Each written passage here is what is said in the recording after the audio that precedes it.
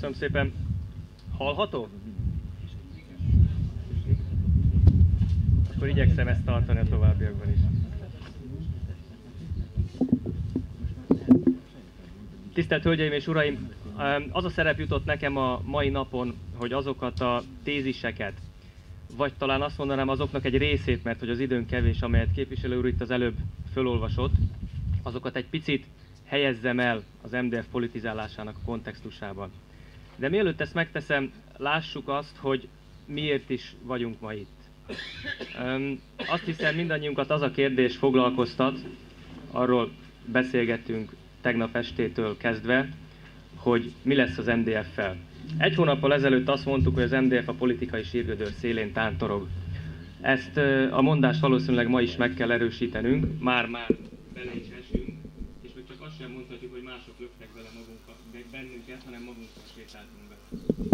De ez lenne az egyetlen kérdés, hogy mi lesz az MDF-fel, akkor még nem biztos, hogy augusztus közepén délelőtt itt mi politizálnánk. De ettől a kérdéstől függ két másik kérdésre adott válaszunk is. A második kérdés, hogy mi lesz a magyarországi jobboldallal. És végül a harmadik kérdés, ami az MDF sorsától egyáltalán nem független, és azt hiszem, hogy mindannyiunknak ez a kérdés izgat a legjobban, hogy lesz-e 2006 után ismét nemzeti kormánya Magyarországnak. Úgy fogalmazzuk meg a programunkat, úgy beszéljünk, úgy cselekedjünk, hogy ezt a célt, hogy 2006 után ismét nemzeti kormánya legyen Magyarországnak, el tudjuk érni. Nézzük, mit kell ehhez tenni az MDF-nek. Engedjék meg, hogy a kérdést képviselő úrnak az utolsó tézise kapcsán járjam körül, amelyik ugye az olcsó állam, hatékony állam dilemmájába próbálta elhelyezni ezt a problémát. Nagyon gyakori ma ez a szlogen, hogy olcsó államot kell teremtenünk. A vita pénzről szól, de azt gondolom, hogy ha pusztán arról beszélünk, hogy milyen olcsó legyen az állam, akkor körülbelül úgy fogunk járni, mint az egyszerű viccnek a szereplői, hogy mennyi, mi mennyi. Tehát nem tudjuk, hogy miről beszélgetünk. Azt leszögezhetjük, hogy valószínű nagyon olcsó államot nem lehet csinálni. Ugye üzleti életben szokta azt az ember mondani, hogy olcsón, gyorsan és jól dolgozunk, de ezek közül csak kettőt lehet választani. Tehát, hogyha nagyon olcsók akarunk lenni, akkor valószínűleg ez valami másnak a rovására fog menni. Most minden mellett azt mondom, ne elméleti síkon definiáljuk azt, hogy az államnak, és majd reményeink szerint 2006-ban az államhatalom működtetésében résztvevő Magyar Demokrata Fórumnak mit kell fölvállalnia, hanem a gyakorlati életben szétnézve keressük meg a válaszokat. Nagyon valószínű mást kell az államnak Franciaországban tenni, mint Magyarországon. És még mielőtt a konkrét területekre rátérnénk, szeretném leszögezni, hogy természetesen valamennyien ismerik Adam Smith munkásságát, ismerjük a Nemzetek gazdagsága című művét, ismerjük az állam és az államnak a laissez-faire politizálással kapcsolatos elméleteit, de azt gondoljuk, hogy amióta ezeket megfogalmazták, azóta nagyot változott a világ, és különösen a 20. század második felében olyan állapotok alakultak ki, a társadalomnak azokat a természetes szöveteit, amelyek az egyént védték, az intézményeket, a családot, az egyházat, a civil szervezeteket tönkretették, hogy az ezzel párhuzamosan följövő nagy gazdasági erőközpontokkal szemben nincs, ami megvédje az embereket, és igenis, emiatt az államnak bizonyos területeken nagyon határozott, az állampolgárokat védő feladatot kell ellátnia.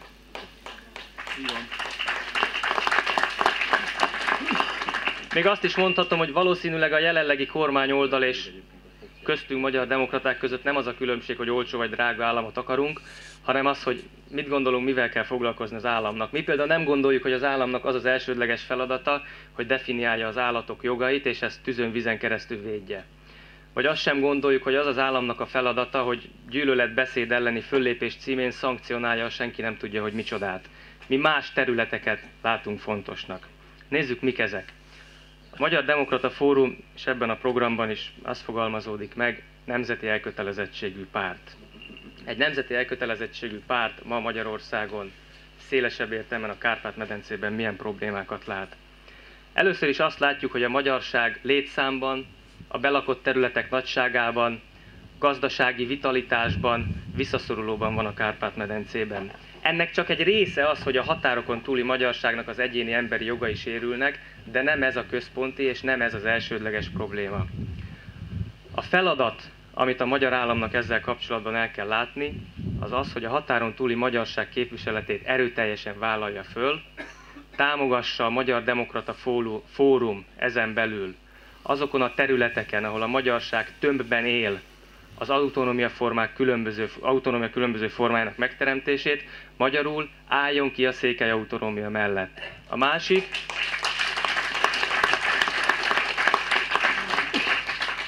ne kenje el ezt a kérdést, és határozottan álljon oda a kettős állampolgárság mellé. Gondolom mindannyian tudják, hogy az Országos Választási Bizottságon 277 000 körüli aláírást hitelesített. Második probléma, amelyben nekünk szerepünk kell, hogy legyen. Ez a visszaszorulás a létszámbeli fogyatkozással is összefügg, magyarán mondva fogyunk. Mi a feladat? Egy olyan családpolitikát kell megfogalmazni, amely egyrészt a gyereknevelést központba állítja, másrészt a gyermekvállalást megbecsüli, és ezt anyagilag is támogatja. A családot, mint pozitív példát kell odaállítani a társadalom elé. Nos, nem csak a gyerekek születésével van baj, hanem azzal is baj van, amibe ők utána kerülnek. Lássuk csak, bemennek a gyerekek az iskolába. Én nem vagyok oktatáshoz értő ember, csak azt látom, hogy ha bemegyek egy középiskolába, akkor a diákok együtt cigarettáznak a tanárokkal.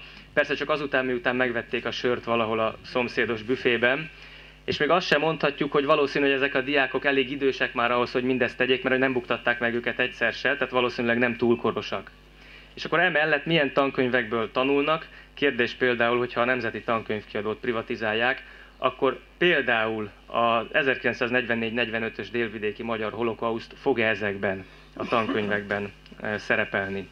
Azt gondolom, leérettségiznek a gyerekek, nem tudják a nyugati pályaudvaron, amikor bemondja a bemondó, hogy vonat indul Kluzs napokára, vagy hogy édesen szoktak fogalmazni Cluj napocára, hogy hol van ez a Cluj napoca, és mi közünk van nekünk ehhez. Azt gondolom, hogy egyrészt a jogok és a kötelességek egyensúlyát helyre kell állítani az oktatásban is, másrészt pedig határozott nemzeti szellemű oktatáspolitikát kell folytatni. Negyedik probléma. Ezek közül a gyerekek közül, akik kijönnek az iskolából, sokan vállalkozók lesznek. Ma Magyarországon a kis- és középvállalkozások száma 1 100 000. Ezek a vállalkozások egyrészt zömében tőkehiányosak, másrészt azt mondják nekik, hogy versenyezzetek. És úgy versenyeztetik őket, mint mondjuk, hogyha ugyanabban a medencébe bedobják a krokodilokat, meg a kacsákat, és mondják a kacsáknak, hogy akkor próbáljatok versenyezni. Most azt gondoljuk, hogy ezzel szemben a magyar vállalkozások, kis- és középvállalkozások tőkehelyzetét meg kell erősíteni, és meg kell vizsgálni, hogy mit tehetünk azért, hogy a nemzetközi szerződések adta keretek között és az Európai Uniós keretek között pozitív diszkriminációban részesíthessük itthon őket Magyarországon, a versenyfeltételekben különböző előnyökhez itthon kaphassanak munkát. Egy apró példa, a közbeszerzési törvény ez jelen állapotában éppen nem ezt szolgálja. 5. probléma, amit meg kell néznünk, gyerekek kijöttek az iskolából, vállalkozást alapítottak. Mit látnak maguk körül, hogy az Európai Unióban élnek? Olyannyira az Európai Unióban élnek, hogy gyakran már nem is azt mondják magukról, hogy ők magyarok, hanem azt, hogy európai polgárok, uniós polgárok, és valamit véletlen történelmi baleset folyamán nevezhetők csak magyarnak. Ugye ez is megint megnyilvánul különböző dolgokban. A határállomáson lefestjük a piros-fehér-zöldet, az autónak a rendszámtáblán leragasztjuk a piros-fehér-zöld színeket. Azt gondolom, ezzel szemben picit helyre kellene tennünk, és ezt a Magyar Demokrata Fórumnak föl kellene vállalni az Európai Unióhoz való hozzáállást. Eufória helyett egy kis eurealizmus. Igenis, az előnyök ne homályosítsák el a hátrányokat. Ne azt a kérdést tegyük föl mindig, hogy mit vár el tőlünk az Európai Unió. Valószínűleg sokkal kevesebbet annál, mint amennyit hallunk, hanem azt a kérdést tegyük föl, hogy mit tegyünk annak érdekében, hogy a magyar érdekeket minél jobban érvényesíthessük az Európai Unióba.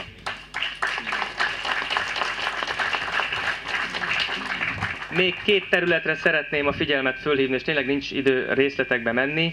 A közbiztonság kérdése az egyik, ugye mifelénk vidéken azt mondják, hogy ami nincs lebetonozva, azt viszik. Ettől a helyzet egy picit különbözik annyiba, hogy ami le van betonozva, azt is viszik. Tragikus az a közbiztonság, ami ma Magyarországon van. Persze próbálnak bennünket megnyugtatni, hogy a közbiztonság nem rossz, csak a mi biztonságérzetünkkel van a baj, de valószínűleg, hogy amikor a tanya tulajdonos este hazamegy és föltörve találja a tanyáját, akkor nem csak az ő biztonságérzetével van a probléma.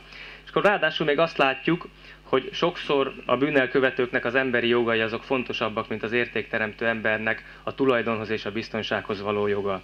Azt gondolom, hogy a törvényesség és a rend megerősítését a Magyar Demokrata Fórumnak föl kell vállalnia. Hetedikként hadd említsek még egy problémát, különösen aktuális az esztergomi, egyébként francia tulajdonban lévő cég által okozott környezetszennyezés kapcsán. Az ország környezeti állapota valószínűleg tragikusnak minősíthető, de ez nem csak abban van, hogy belefolyik a cián a Tiszába és különböző anyagok a Dunába. Ha megyünk az országban, mi is felelősek vagyunk ezért, építési törmelékek lerakva az erdőben, nejlonzacskókat visz a szél. Sokszor olyan érzése van az embernek, különösen délután, mint hogyha az ország egy szeméttelep lenne. Azt gondolom, hogy a környezetvédelem, a tiszta, egészséges, élhető környezet megteremtése hetedikként, amit ki kell tűzni a Magyar Demokrata Fórumnak. És miután ezeket végignéztük, mondjuk úgy szakterületenként, és tényleg lehetne még ragozni, média, stb. Ezeket a dolgokat, még egy területet szeretnék kiemelni. Eddig mondjuk úgy szektorálisan néztük, hogy a Magyar Demokrata Fórumnak mit kell fölvállalni. Nézzük egy picit területileg vagy regionálisan.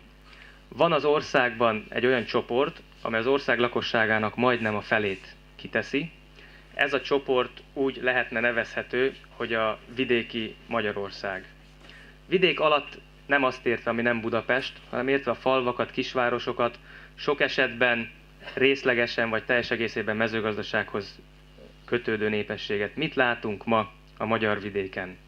Olyan önkormányzatokat, amelyeknek nem hogy beruházási forrásaik, de még működési forrásaik sincsenek. Forráshiányos egészségügyi intézményeket, bezárás szélére került iskolákat. Ennek következtében aztán természetesen azok a gyerekek, akik faluban nőnek föl, teljesen esélytelenek, hogy fölvegyék a fővárosi vagy a nagyvárosi gyerekekkel a versenyt. Pusztuló tanyavilág az Alföldön, elnéptelenedő kis faluk a Dunántúlon, vagy hogy mondjuk egy példát itt a Homokhátságon, ugye a vízhiánynak a problémája, munkalehetőségek hiánya, a vidéki népességnek elképesztően rossz egészségügyi, szociális helyzete, tönkremenő vidéki vállalkozások, tönkremenő boltok. Ha egy mondatban akarnám megfogalmazni, azt mondhatnám, hogy azok az emberek, akik ma a vidéki Magyarországon élnek, halmozottan hátrányos helyzetűek. A vidéki Magyarország helyzete ma az esélyegyenlőtlenségnek a minősített esete. És különösen súlyos ez a mezőgazdaságból élők esetében. Csodák csodája, az Európai Uniós csatlakozással, bár más mondtak előtte, a fölvásárlási árak nem fölfele mentek, hanem lefele. Olyan bürokráciába kényszerítik a gazdálkodókat, megint csak az Európai Unióra való hivatkozással, amit 3 diplomával se lehet megérteni, hozzáteszem, a hivatal munkatársainak is gondot okoz. Ezeknek az embereknek a segítését, a képviseletét föl kell vállalni. Hogyha idézni akarnék egy nagy magyar politikust részben, akkor azt mondhatnám, hogy több pénzt a vidéknek, de mi nem olyanok vagyunk, akik azt gondoljuk, hogy csak pénzről szól a dolog. Helyette inkább azt mondanám, hogy több figyelmet, több segítséget és több esélyt a magyar vidéknek. Ezt kell az MDF politikájának a központjába állítani.